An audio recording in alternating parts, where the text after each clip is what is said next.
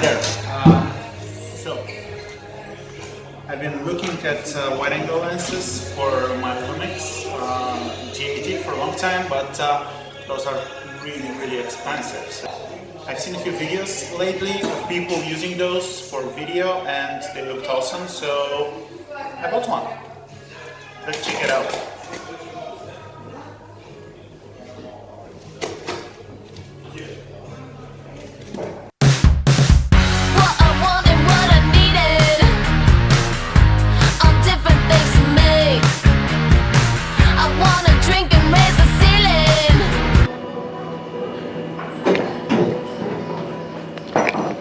Okay guys, so it was a bit loud at the bar, that's why I decided to head back home and finish my review here. So this is my usual vlogging setup when I'm not vlogging on my phone that I'm using to record over there right now. So what I do usually is like vlog like that, but as you know, due to the 2x crop factor on the G80 on the Micro Four Thirds system, it gets a bit, so I'm only like able to see myself up till here. And I've been looking at a lot of wide-angle lenses, but for the Micro Four Thirds system, going wider than this kit lens, which is 12 to 60.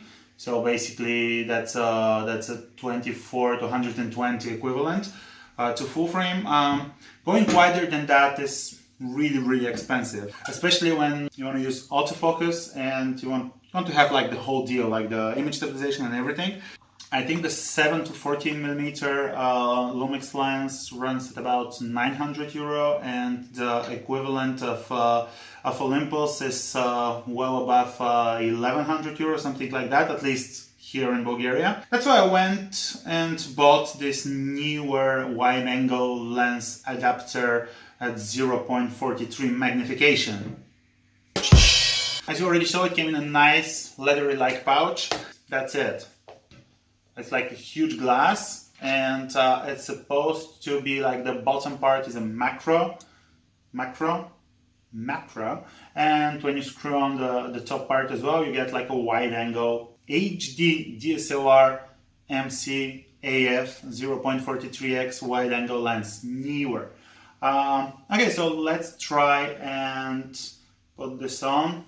Already see it gets much wider. That's why am I seeing the edges? That's kind of shitty.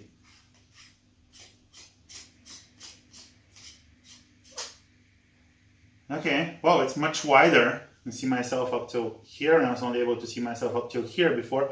But what's with the edges? That's terrible. If I zoom in a bit in order to get rid of that, I'm pretty sure I get pretty much the same result that I'm getting without this thing, and it's so heavy. I'm pretty sure it weighs at least as much as the kit lens itself. Yeah, but now I'm filming at full HD, so let's see what happens at 4K, where, as you know, it doesn't use the whole sensor, so it's a bit... Okay. This is at 4K, the same zoom that I was at. Let's see if I can zoom out a bit more. Oh, actually at 4K it's pretty decent. You only need a bit of zoom, and I'm getting myself up to here, which is a bit more than up to here, but it's just like marginally more. I think the reason why people seem to think that this gives you a wider field of view is because it bends the image a bit, so the central part looks smaller, looks farther away, and I think that gives the illusion that it's actually wider. To be honest, I'm a bit disappointed, and although this only cost about 18 euro, and I have to pay 18 euro for delivery, I wouldn't say it's something I'm going to be using a lot, but. Let's check out the macro. If you only use the macro, it shouldn't get any vignetting because it's like pretty much the same. Okay, let's do some macro. Oh, it's actually let me get... Oh, that's a good shot. I wouldn't say that I'm going to use that a lot, I mean the macro. And okay, so the macro works pretty well. but I don't think I'm gonna be using it all that much because I really bought this for the wide angle capabilities. But this is all metal. It's actually a really good build quality from what I can see.